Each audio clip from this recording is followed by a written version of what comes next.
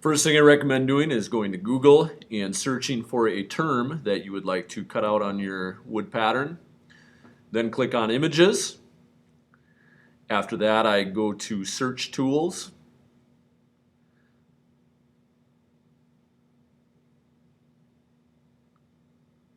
Then I like to go to Usage Rights and click on Labeled for Reuse.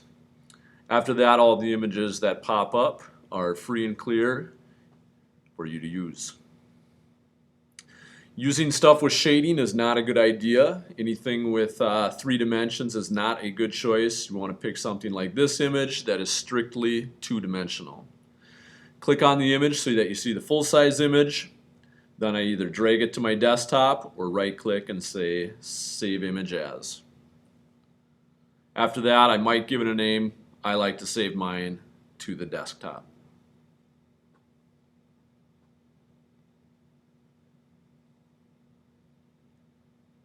After your download's complete, I open up a PowerPoint document and I go to Insert Picture.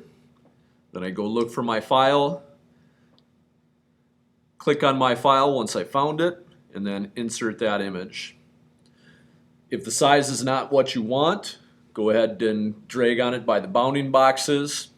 I also like to have rulers up, which I currently do on my PowerPoint document. That way I'm able to determine about how wide and how tall my image is. This particular one, I'm looking at the ruler and it appears to be approximately 4 inches wide.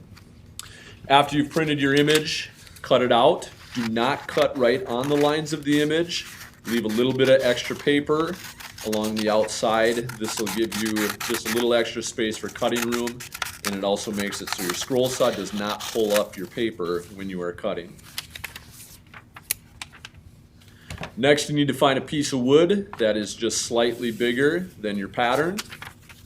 After you've determined you have the right size, then you want to get some rubber cement, flip your pattern over, and spread a very thin layer of rubber cement on the back of your pattern.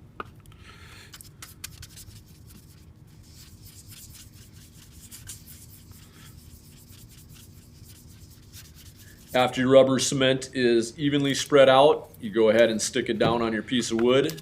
I find that it takes anywhere from 1 minute to 2 minutes for rubber cement to dry. Next thing you're going to do is cut it out on a scroll saw. Don't forget to adjust your hold down foot so it's just touching the top of your wood piece.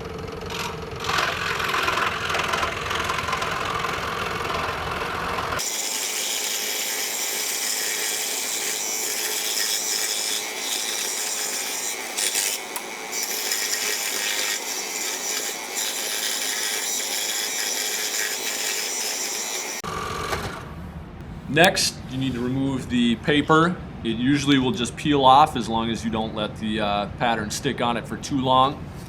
Try to do it without tearing any pieces off, so just tear it off gently. If you have any paper remaining, usually what I will do is I will get out a tool like a wood rasp. This is what a wood rasp looks like, and just gently scrape off the excess paper. Oh, for sure.